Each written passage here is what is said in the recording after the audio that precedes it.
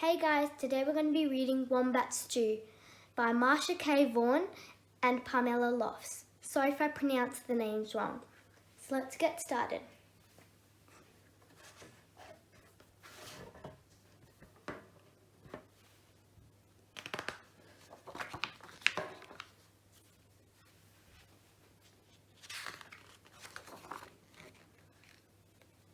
One day, on the banks of a billabong, a very clever dingo caught a wombat.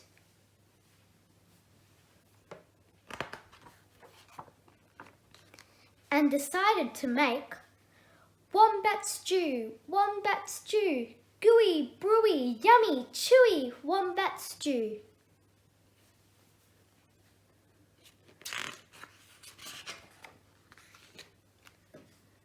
Platypus came ambling up the bank.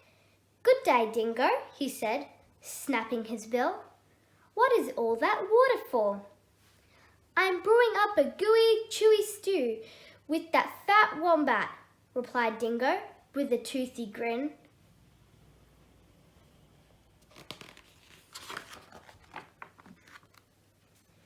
"If you ask me," said Platypus, "the best thing for a gooey stew is mud.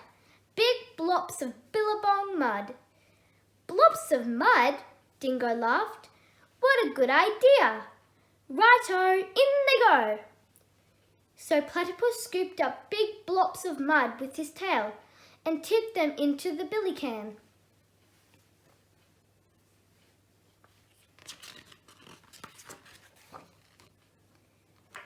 Around the bubbling billy, Dingo danced and sung, wombat stew, gooey, brewy, yummy, chewy, wombat stew."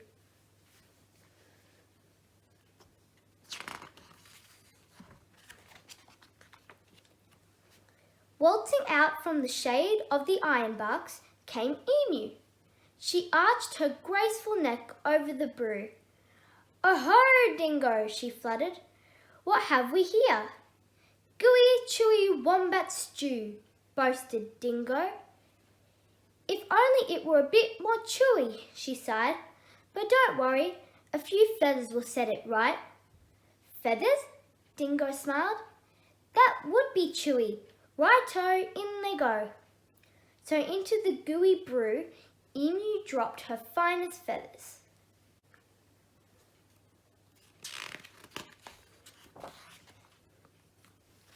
Around and around the bubbling billy, Dingo danced and sang, wombat stew, crunchy munchy for my lunchy wombat stew."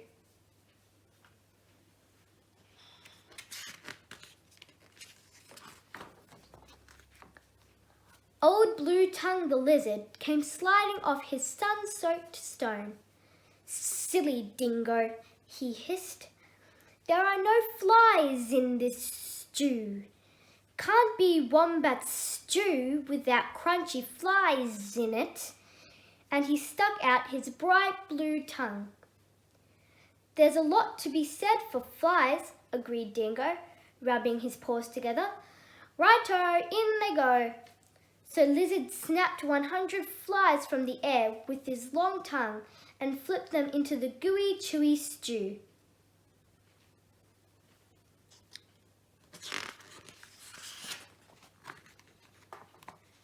Around and around and around the bubbling billy, Dingo danced and sang, wombat stew, crunchy munchy for my lunchy wombat stew."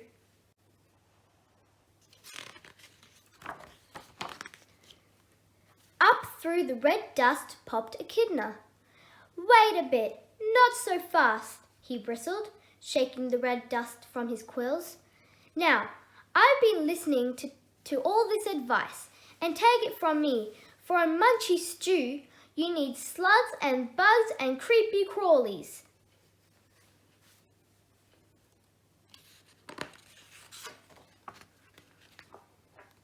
Dingo wagged his tail. "Why, I should have thought of that. Righto, in they go." So Echidna dug up all sorts of creepy crawlies and dropped them into the gooey, chewy, crunchy stew.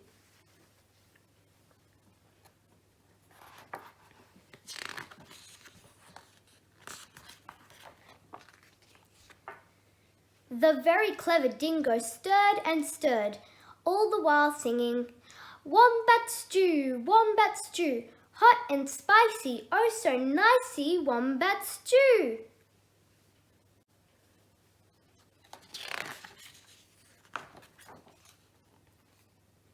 Just then, the sleepy-eyed koala climbed down the scribbly gum tree. "Look here," he yawned. "Any bush cook knows you can't make a spicy stew without gum nuts." "Leave it to a koala to think of gum nuts." Dingo laughed and licked his whiskers. "Right-o, in they go." And into the gooey, chewy, crunchy, munchy stew, Koala shook lots and lots of gum nuts.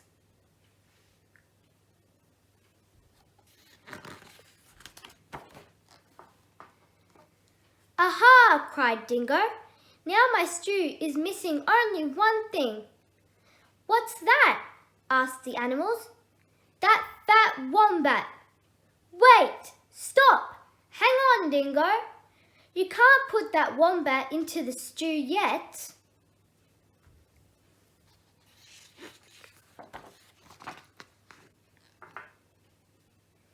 "Why not? You haven't tasted it." "Righto, I'll taste it." And that very clever dingo bent over the billy and took a great big slurp of stew.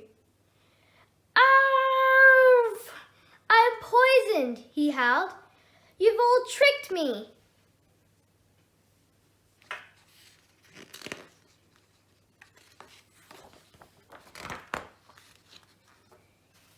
And he dashed away deep into the bush, never again to sing. "Wombat stew, wombat stew, gooey, brewy, yummy, chewy, wombat stew."